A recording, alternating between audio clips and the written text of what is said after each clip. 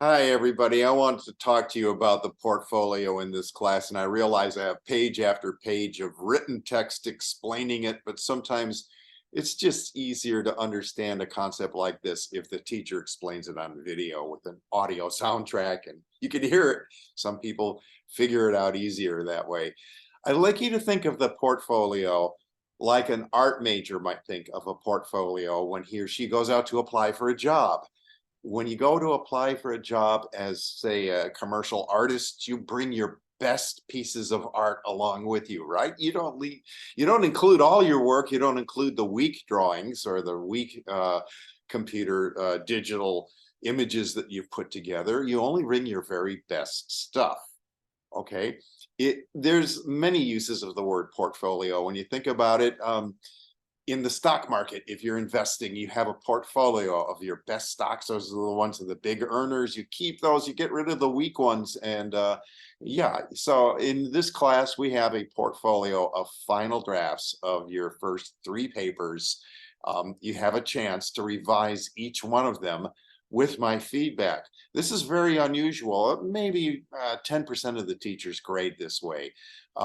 I grade by portfolio review for a couple of reasons. First of all, it's better teaching. They don't pay me to read each essay twice or three times, but I do because I care about my students and I want you to have the chance of responding to my feedback, writing a second draft, and improving your work. And that's the best way to grow.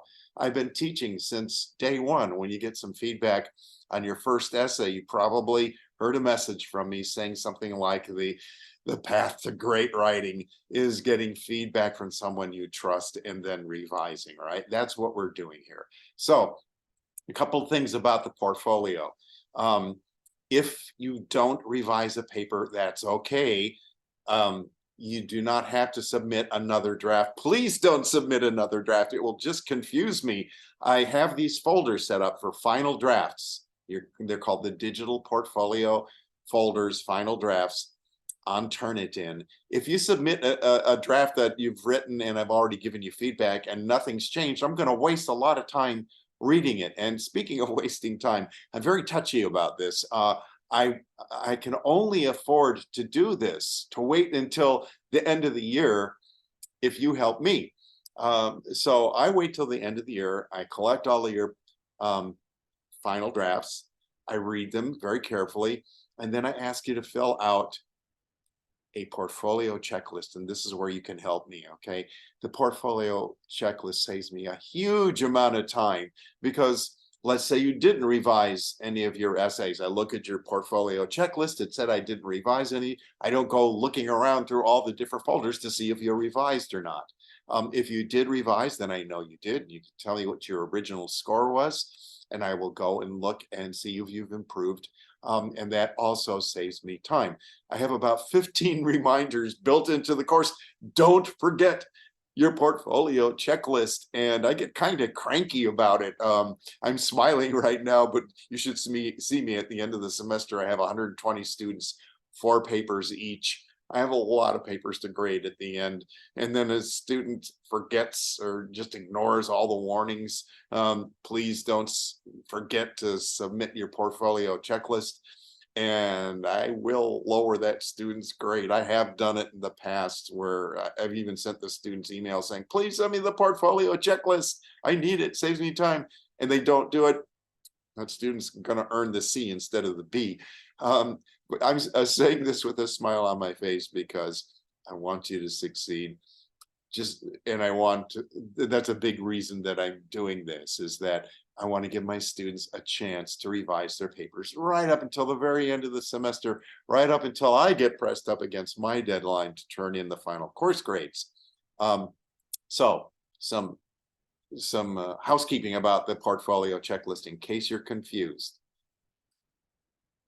Even if you didn't revise anything, submit a portfolio checklist anyway and just put on it, I didn't revise essay 1, 2, or 3. If you haven't revised a paper, do not submit it. Okay, you're not required to revise your papers. If you didn't revise your papers, it's no big deal. You won't fail. You're not required to revise, I'll just use the original rubric score as your grade. And I have very, very few students who are failing the course. You know, you'll maybe earn a B instead of an A on a paper. No big deal, right? Life's not all about grades. Grades aren't about learning as much as it is just kind of showing you where the bar is as far as um, you know, reaching the best writing possible level in college. And you know, maybe you're not quite all the way up to an A, you're writing at a B level now. It doesn't mean you're going to be a B level or a C level writer for the rest of your life. That's just where you are on the spectrum of growth. So that's how I look at the grades that I'm assigning.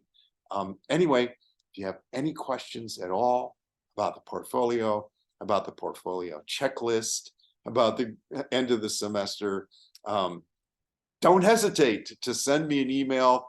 I'll certainly respond. It's all on this page, what the due date is, when my deadline is, and I'm pretty firm about the deadlines on these because I get pushed up against my own deadlines at this point. And if a student doesn't get the portfolio essays in on time by the published due date, I just have to go back to the original rubric score, and that's what it'll be. So don't put it off until the last minute. I have a lot of students who put off revising their papers until 11 o'clock on the day that it's due at midnight. Doesn't make any sense to me at all. So try if you can to get started on the revisions early. Polish those papers, have them ready to put in the portfolio final draft folders on turnitin.com. And you know, try to enjoy the process. The whole reason this is set up is so that you can feel less anxiety about your grade. Certainly throughout the middle of the semester, you had less anxiety because you knew, you always had that safety net. You knew that if you turned in a paper, you had a chance to revise. That's what this is all about. Hope that makes sense.